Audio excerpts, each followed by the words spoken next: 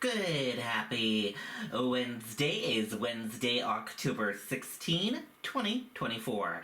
I'm Riley King, and welcome to Riley's Kingdom of News right here on WRMK News Radio.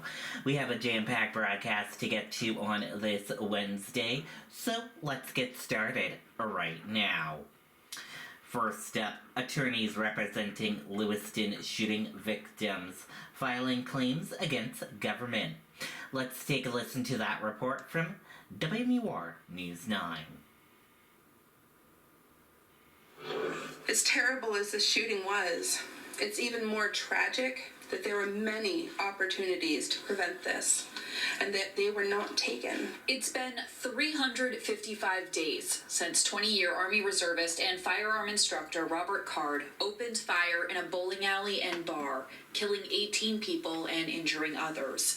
Today, the lawyers representing 100 of the victims and their families announced plans to sue the federal government, the Army Reserve, and Army medical providers. Outlines the many red flags and warning signs that the Army had over a 7-month period leading up to the mass shooting that should have been acted on and were not. The lawyers say the Army could have intervened and taken guns away from Robert Card, which was recommended by military medical providers.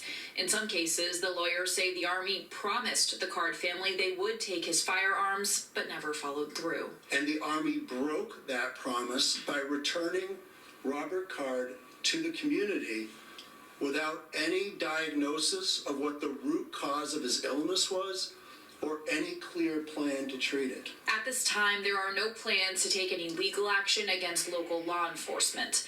The surviving victims say they want accountability and change. Once justice is served, I feel maybe we can start that process of healing. But in the meantime, we're going to stay Lewiston strong. Now, the Army has 6 months to respond to this claim. Attorneys here say they are ready to move forward as soon as they can. In Lewiston, Maine, Kelly O'Brien, WMUR News 9. Okay, and there you go on that report. We want to hear from you. Let us know what your thoughts on this is. Email us at rknetwork1995@gmail.com. That is rknetwork1995@gmail.com. Let us know your thoughts on that. Jewish Federation of New Hampshire looks to make community feel safer with new position. Let's take a listen to that video from WMUR News 9. Tom, the Federation here has added that new position in an effort to help combat anti-Semitism that's been popping up in the community. It was created in an effort to help educate the community to make sure that when anti-Semitism shows up here in New Hampshire, it's being properly reported and handled. That's also connected to work at the State House level with advocacy in ways the Federation can step in and act as a voice for the Jewish community. The Anti-Defamation League reports that since the October 7th attacks, instances of anti-Semitism have skyrocketed, and they say here in New Hampshire they found a 150% increase in incidents over the past year. The director of the Federation says this is very personal to her.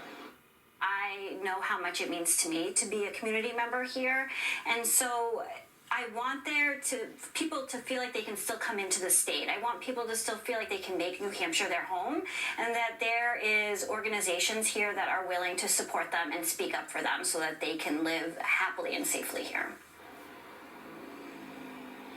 And you can apply to this new position right now. Applications are open online. We're live in Bedford, Ariel Metropolis, WMUR News 9. Okay, we want to hear from you right now. Let us know, weigh in on this story right now. Email us at rknetwork1995@gmail.com. That is rknetwork1995@gmail.com.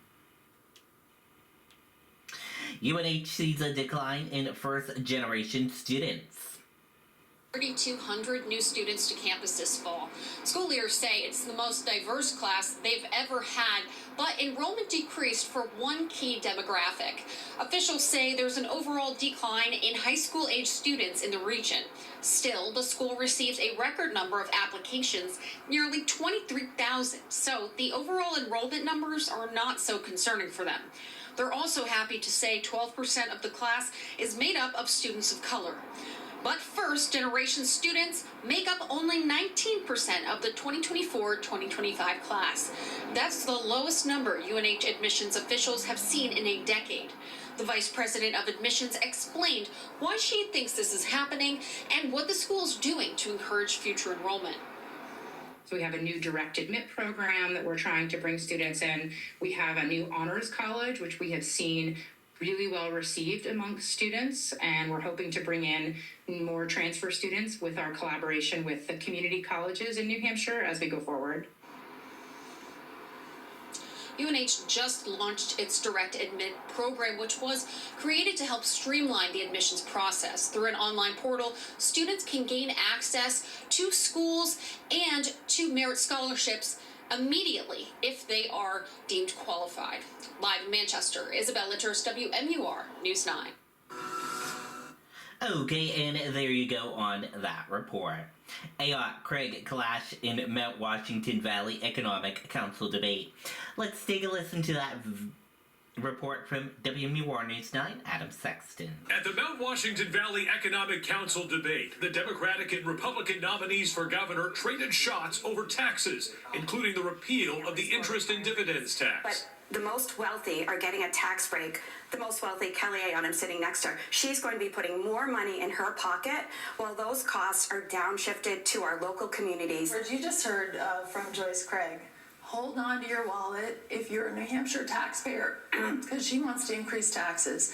And she's going to reinstate a tax. There was a tax on income for retirees and people saving for retirement in this state. On education, Kelly Ayotte slamming Joyce Craig's leadership of Manchester's schools over 3 terms as mayor of the Queen City. And if you look at those schools, they are behind the state standards substantially in math, in English, in science. And they're ranked, unfortunately, as some of the worst schools in the state. I think it's really sad that someone for governor is actually attacking community, attacking Manchester. As governor, we should be lifting up every community in our state. Another flashpoint for these candidates, the issue of abortion. As governor, if there is a more restrictive abortion law sent to my desk, I will veto it.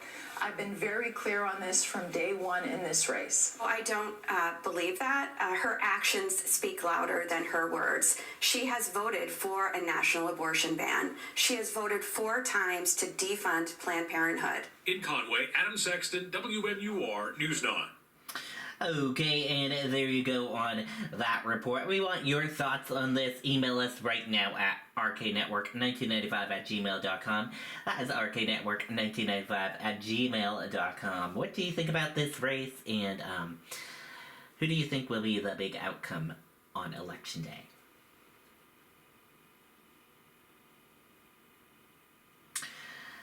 Traffic up 20% on Saturday of Columbus Day weekend.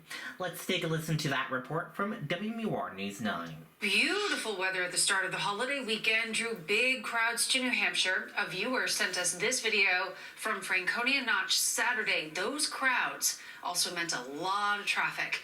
And tonight, the DOT is confirming a 20% jump in toll traffic on Saturday compared to Columbus Day weekend of last year. The numbers were not quite as high for the other days. In fact, our rainy Sunday and Monday saw slightly fewer people through those tolls compared to the same days last year.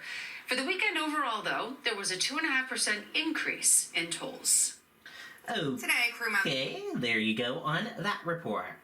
USS Manchester crew members and Senator Jean Shaheen visit Manchester West students. Let's take a listen to that report from WMUR News 9. From the USS Manchester, named for the city, were in the Granite State. They stopped by Manchester West High School to meet with students who take part in the JROTC there.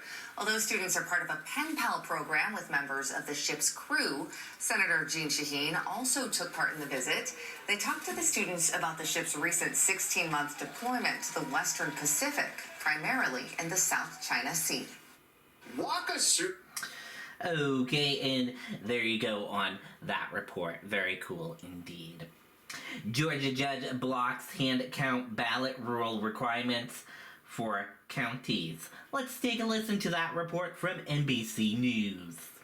Walk us through this amazing first day. Explain to us what we should know also about this court ruling against the hand counting of ballots cast on election day. Look, first of all, Joe, absolute record numbers, a complete blowout in terms of how many people turned out to vote on the first day of early voting.